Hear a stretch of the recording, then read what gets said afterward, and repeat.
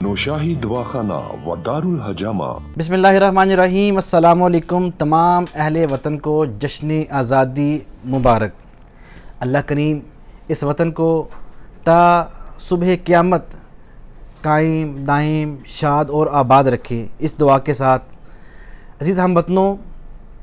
تحریک پاکستان اور پاکستان بنانے کے اندر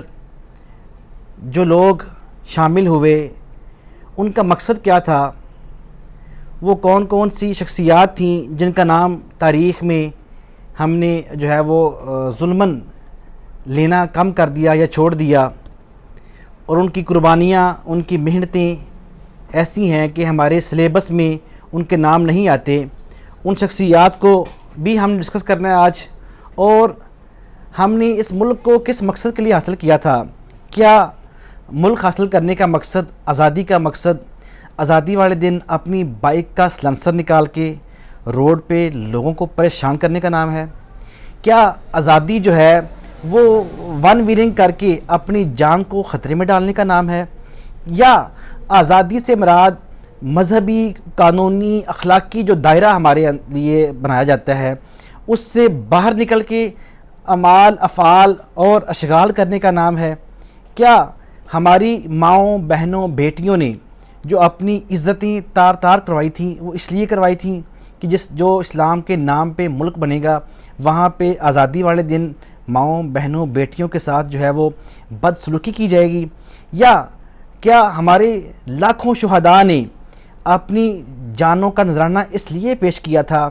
اور اس لیے جو ہے وہ خون میں نہائے تھے کہ جب وہ ملک بن جائے گا تو وہاں پہ 14 اگست کو ملک بننے والے دن جو ہے وہ روڈوں پہ ڈانس ہوگا، لوگ جو ہے وہ ناچیں گے، گائیں گے اور جو ہے وہ باجے بجائیں گے؟ کیا یہ مقصد تھا آزادی کا کہ لوگوں کو پریشان کریں گے، لوگوں کے حقوق کا وہاں پہ خیال نہیں رکھا جائے گا؟ قطعاً ایسا نہیں ہے۔ عزیز سامعین، سب سے پہلا جو کرنے والا کام ہے، ہمیں اپنی آزادی کے دن، میں سمجھتا ہوں صبح آزادی میں فجر کی نماز کے بعد ہمیں قرآن خوانی کر کے جتنے لوگ جو ہے وہ شہید ہوئے تحریک پاکستان میں جنہوں نے حصہ لیا ان کی روح کو ایصال ثواب کرنا چاہیے۔ دوسری چیز، ہمیں یہ دعا بھی کرنی ہے کہ ہمارا یہ ملک جس نام پہ لیا گیا، جس مقدس کاز کے لیے، جس مقدس مقصد کے لیے حاصل کیا گیا، پاکستان کا مطلب کیا؟ لا الہ الا اللہ محمد رسول اللہ، جس مقدس نعرے پہ حاصل کیا گیا، صحیح معنی میں اس ملک میں نظام مصطفیٰ صلی اللہ علیہ وسلم کا نفاذ ہو،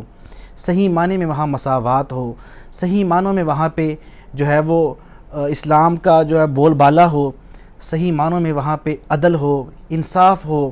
صحیح معنوں میں وہاں پہ جو ہے وہ سب کے لیے ایک سا قانون ہو اور سب کے لیے ایک جیسے فیصلے ہوں، سب کے لیے ایک جیسا جو ہے وہ پروٹوکول ہو، امیر اور غریب میں فرق جو ہے وہ وہاں پہ نہ ہو، حقیقی ریاست مدینہ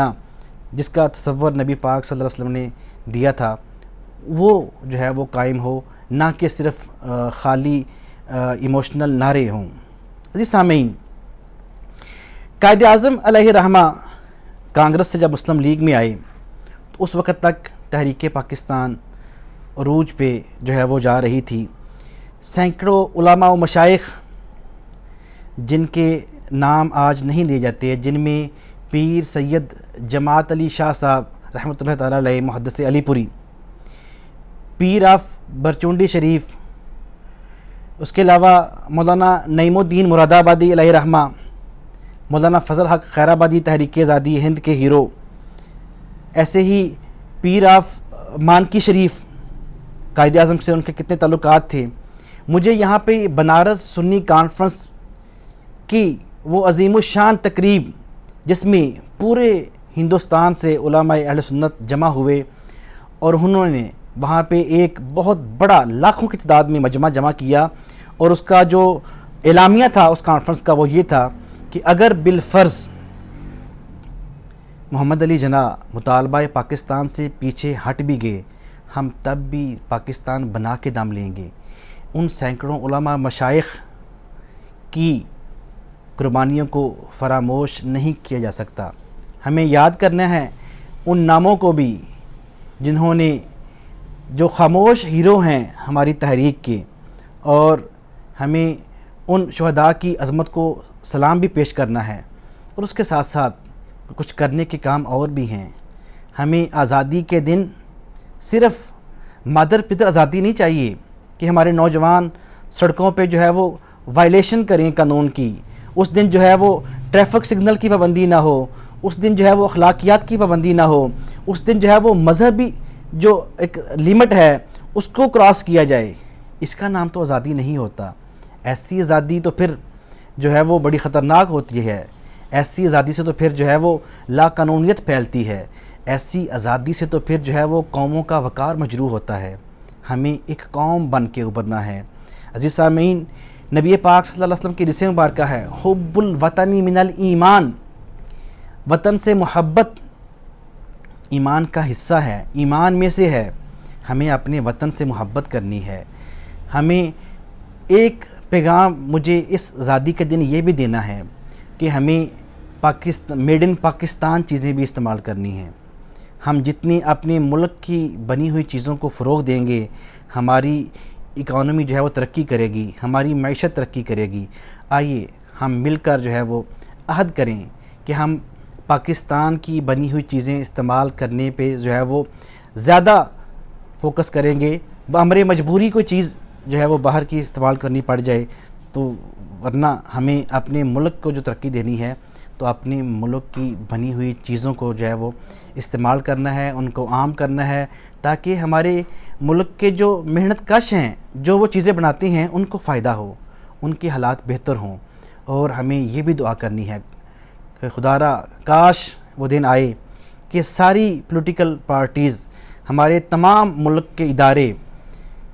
سب مل کر پاکستان کی ترقی کے لیے کام کریں، اپنی اپنی ذاتی خواہشات، ذاتی ترقیاں،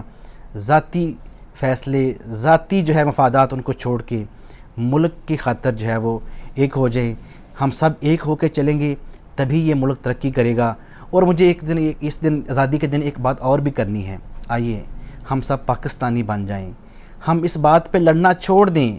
مجھے قائد کی وہ بات یاد آتی ہے کہ جنہوں نے کہا تھا کہ میں تمہیں یہ کہتے ہوئے نہ سنوں، پنجابی، سندھی، بلوچی، مہاجر، پٹھان، ہم سب پاکستانی ہیں، ہم سب مسلمان ہیں۔ ہم جب ایک قوم بنیں گے تو تبھی ترقی کریں گے۔ اللہ تعالیٰ میرے ملک کو ترقی دے۔ اور اس شعر سے اپنی اس بات کو ختم کرتا ہوں، خدا کرے کہ میری عرض پاک پر اترے وہ فصل گل جسے اندیشہ زوال نہ ہو، یہاں جو پھول کھلے کھلا رہے صدیوں، خزاں کو یہاں پر مارنے کی بھی مجال نہ ہو۔ نوشاہی دواخانہ و دار الحجامہ